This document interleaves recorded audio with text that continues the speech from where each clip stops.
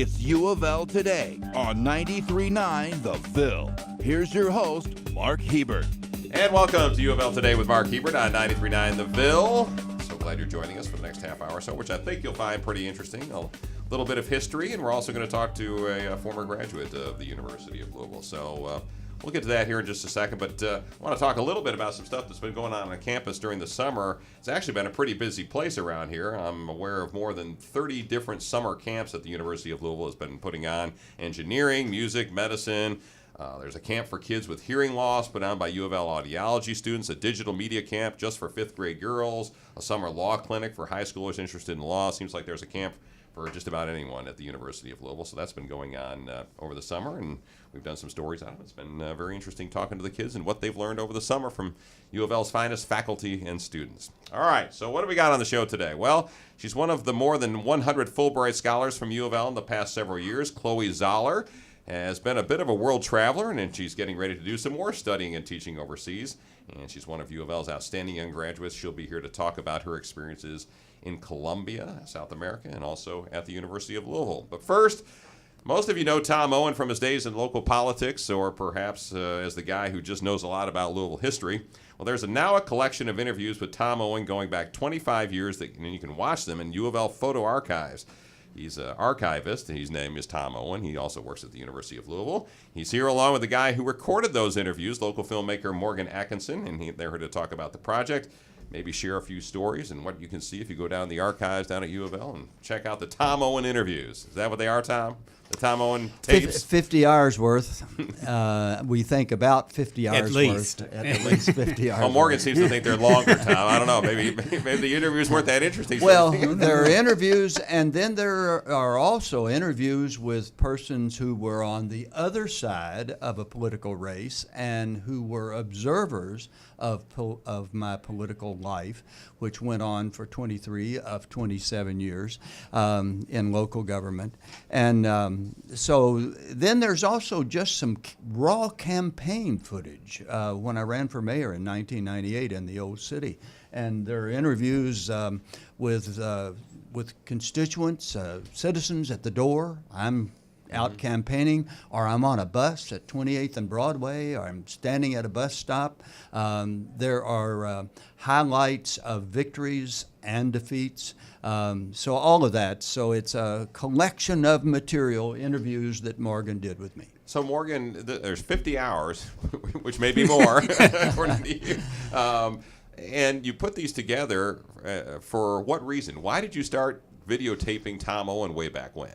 Well, 1990, I guess? Yeah. 89 is the first one. 89. Okay. Why'd you start videotaping Tom Owen? I'd started my own production company in 1985, and one of the things I wanted to do was make documentaries about people or groups that sort of make a community tick.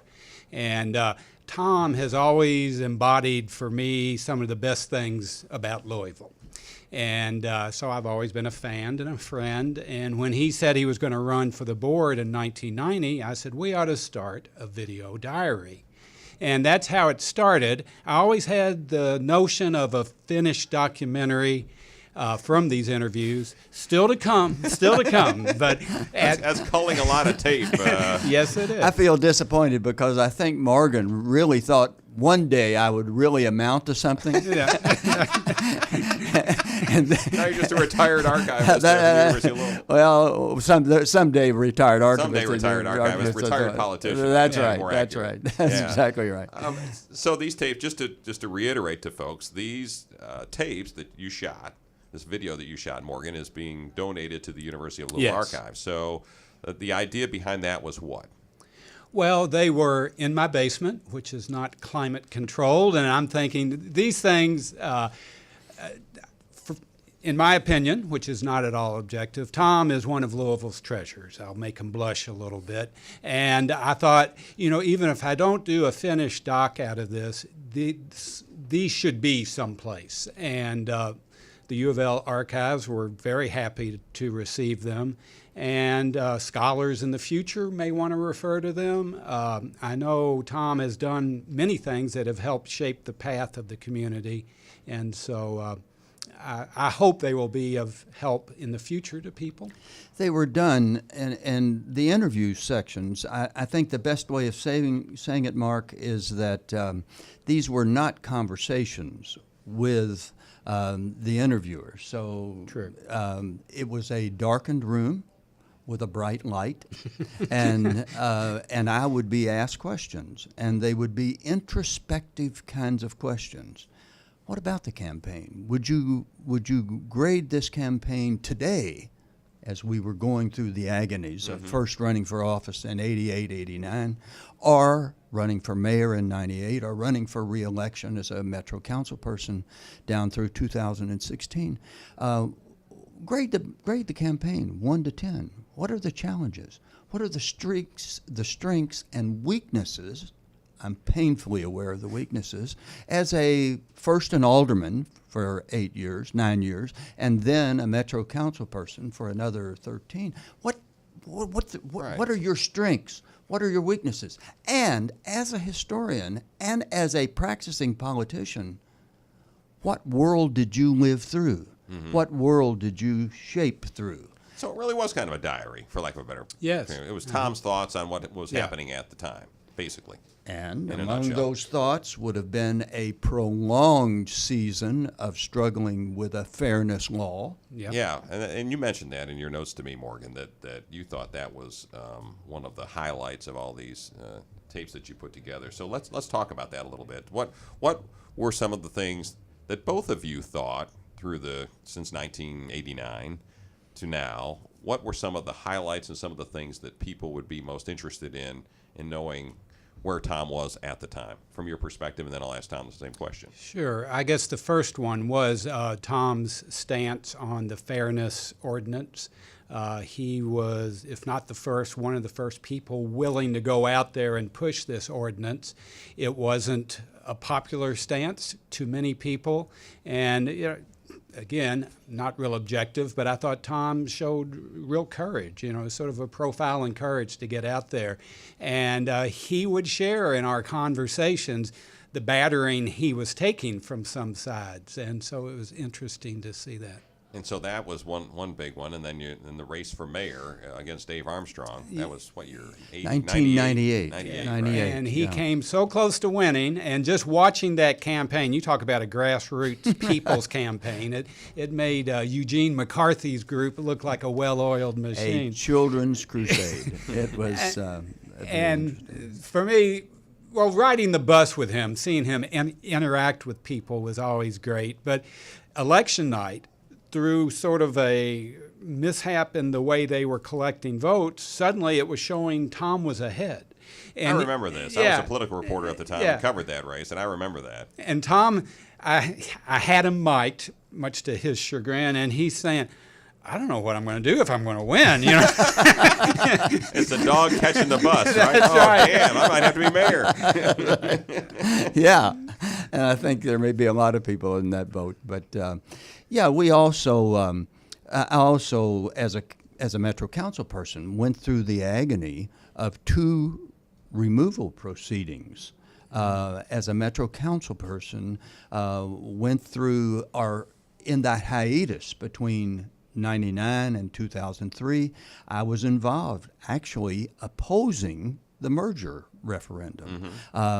It ended up passing. I ended up re-entering political life in 2003. So that whole moving from a government for the old city of Louisville to a metropolitan countywide government and reflecting on that in its early formative years is another part of the reflection and the narrative. We're talking with Tom Owen, former Metro Councilman, and I guess what were you before that? City Councilman? What was it called? Alderman. Board of Aldermen. Yes, That's from right. 1990 to 1998. Right. And- 3rd Ward Alderman. Right, and he's currently an archivist at the University of Louisville. We're also talking with Morgan Atkinson, who shot 50 hours of videotape with Tom Owen over the past 20-odd years, several years. So this archival footage that you've got eventually is going to be where? It's in the archives at UofL, but The first phase, it? the first phase, and a significant phase, is to take the multiple formats and to preserve them digitally. So they are now in a digital format, and they can be viewed. They're not particularly well organized, and certainly we do not have the kind of descriptive material that would be useful. But they are available very, very soon in the reading room of Archives and Special Collections, lower level of the External Library, and so they can be heard and seen. The goal ultimately, if we can find sufficient funding, would be to make them available online where anyone in the world could look and listen. Well, when someone gets into those tapes, goes down and looks at them, and wants to find out about how the Fairness Ordinance came about in the city of Louisville, 30 years from now, and they go and look and see what Tom Owen said about the Fairness Ordinance, what are they going to see? What are they going to see about the trials and tribulations of how that happened? They're going to be they're going to be descriptions of meetings with the opponents of fairness. Did you say bad words? I'm a little concerned about that, frankly. I am a little concerned about that because they were personal interviews with an active politician who had the eye and the sensibilities of a trained historian. Mm-hmm. So I understood that I was saying things that others may see, that others might see and hear, now, yeah. But at the same time, the very nature of the format was introspective and reflective. And so, yes, there may be moments that I will regret. That you were pissed off. Oh, yeah, that's exactly right. But it all came to pass, and the Fairness Ordinance got passed. Ironically, in the nine-year season of pushing for fairness, through some really rough times, it passed after I left the aldermanic role and was gone for 4 years. So my successor, for that 4-year hiatus, the successor was involved in actually passing fairness, but we had pushed stridently and steadily for 9 years. Was it a mistake for you to run for mayor way back when, or are you glad you did it? Oh, I'm awfully glad I did it. Awfully glad I did it. It was revealing. It was a massive drain of energy. I took a 6-month unpaid leave from the university in order to run. But no, I'm not positive of this, and maybe this is just my need, but I believe the person that ended up winning, Mayor Armstrong, actually borrowed, and was enriched by some of the ideas that had been generated by her campaign. Maybe that's just my struggling I at think ego. That's true of a lot of but political I candidates. certainly think that I contributed to some significant shaping of the community. Believe me, Dave had his own ideas, and I don't want to take a thing away from him. But I do think I saw resonance of our campaign in some of the language and some of the decisions and some of the policies that he adopted. Talking with Tom Owen from the University of Louisville, Morgan Atkinson, who's a local filmmaker. Morgan, what were some of the things that you recall, some of the interviews that you would say, I'd go back and look at that again. If I were Joe Schmo on the street, I'd want to go see that. Or something, recall something that maybe struck you, now years later You're looking back saying, that was really cool. Well, one of the things that struck me was talking to some of his opponents who he had run races against. And there was, there's always a few bruised feelings, but in general would be their awe, we thought we were in a good position, and then Tom brought out his troops, and suddenly there were yard signs everywhere, and that damn drawing of him is looking like Abe Lincoln, and we didn't stand a chance. And one of the fun things was going with Tom door to door as he'd interact with people. And, who likes to have somebody come to their doorstep? What are you selling? But Tom had a pretty good percentage rate of getting people to interact and talk with him about the race and what they were concerned about. You actually also, at least according to the list, I haven't seen it, but you also interviewed the victor in the mayor's race. His campaign manager, Jim McGovern. Jim McGovern, Jim McGovern. yes. Still around. Yeah. And also interviewed David Hopp at the Courier-Journal to reflect on the race. Mm-hmm. And so there's kind of the candidate, the political figure, and then there's the broader context. And that also is among these tapes. And what is there anything, Tom, that you, reflecting back now on your political career since it's over, that you regret that you didn't do, or something you did do that you regret? Well, sure. I wish that I had ended up finding legs and been, in some ways, a more effective legislator.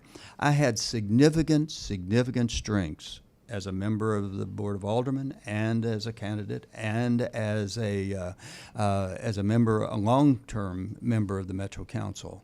But there were also some significant shortcomings. I did not have the will to be a law writer, law maker.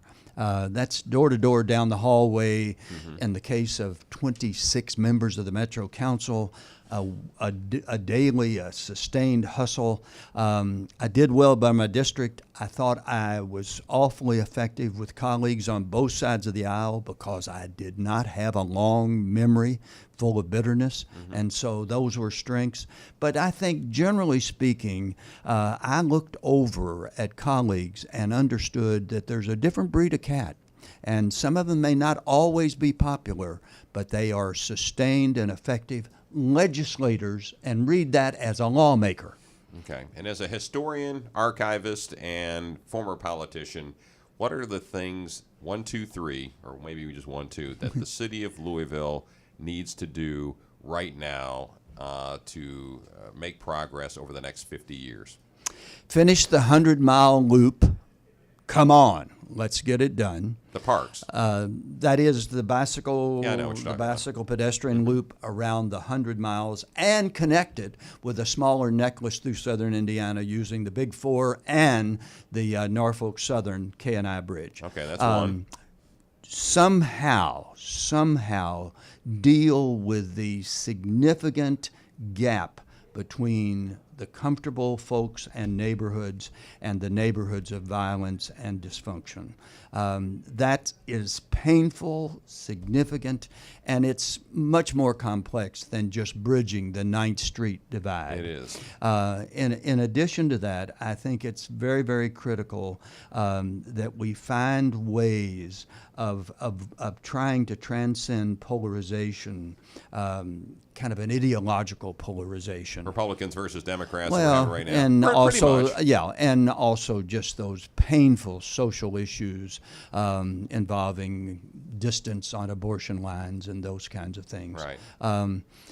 I think that can be done. I think to the extent that there are conversations between people who are significantly different from one another, progress can be made. Okay. All right. Once again, these are the tapes of interviews and footage from Tom Owen over the years, from Morgan Atkinson, and they're at the UofL archives. Can folks get access to them right now, or are they still being digitized? No, they're digitized, and they are available. So if I go down the archives right now, I can go look at them. I think the best I can do is provide you with pages of list, and we'll do our best to plug it in and see what we can do. And you can go down and talk to Tom Owen himself at the UofL archives if you show up at the photo archives. Yeah. All right, very good, gentlemen. Appreciate you being on the show, Tom. It's Thank always good you. to see you. Good to see you. Tom Owen, Morgan Atkinson. Chloe Zoller was a McConnell Scholar at the University of Louisville, one of just 40 students in that program each year, and she graduated in 2016 and won a prestigious Fulbright Scholarship to Columbia, South America. She's here to talk about that experience, as well as where you're headed next. Yes, I'm happy to be here. Thanks for having Good me. to see you, Chloe, finally. We had a little mix-up. We tried to have you on a little earlier and had a little medical issue, so here we are. I'm All clear, right. so. Glad you're here. So you're back in the States for I am. a little while. I got back in end of February, and I'll leave again in mid-September. Okay. So Well, let's backtrack a little bit. So you were a McConnell Scholar at the University of Louisville. I was. From where? Where are you from? I'm from Louisville, Kentucky. I went to Assumption, but I was only, I think, the second person from Assumption to become a McConnell Scholar. So I'm trying to continue to create that legacy so more students come. But yeah, it was a great experience. I'm very thankful for it and very formative. So what'd you learn? A lot. I learned a lot about my particular interest, which was interesting because most McConnell Scholars tend to go down the more domestic route of politics, and my interests are almost exclusively international. So I was really grateful to the program. They allowed me to create like an international to create my own experience out of what they had to offer. So I learned a lot about myself and my interests in politics, which was cool. Well, part of the McConnell Scholar experience is going to China. Yes. Right? So you did that. I went to China. That was an experience. I never would have gone, I don't think. I mean, maybe one day, but if they hadn't pushed us to do that. And so I'm very thankful they did, because that was a part of the world I knew nothing about. And I'm very, very grateful to have gone. It was challenging. It's completely opposite of what we know. So that's always interesting. But I'm glad I went, and I would go back. Did you learn anything in China? What'd you learn? I It's did. completely opposite. What'd you learn? Well, I did not learn any Chinese, which is the first question everybody asks. Nobody I ever can learns say Chinese. That's too hello hard. in America, and that's about it. Yeah. We learned a lot about like Japan and U.S. relations and some stuff about Taiwan, but mostly it's just cultural observations. It's just like recognizing the different habits and the different lifestyles that the Chinese people lead, which was really, really cool. And I liked being with my class, because in the McConnell program, you go to seminars and you go to lectures, but it's not always just your exclusive group. And there were 8 of us together for 5 weeks in a completely foreign country.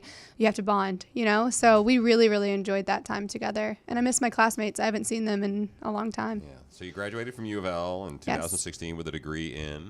Degree in political science and Spanish. Okay. And you win a Fulbright scholarship. Yes, I Why don't you tell did. folks what a Fulbright is? So Fulbright, according to the State Department, is the premier international scholarship of the U.S. government. It is funded by the State Department and by the countries that they partner with. It's all over the world, and it's become a cultural exchange. It was originally just U.S. students going to do research and teach English abroad, but ever since the last couple of decades, they've been developing programs where they also send students from other countries into the U.S. to study and to teach, and it's amazing. I was the second U of L student to ever win one to Columbia. The one before me was also a McConnell scholar named Robert Works.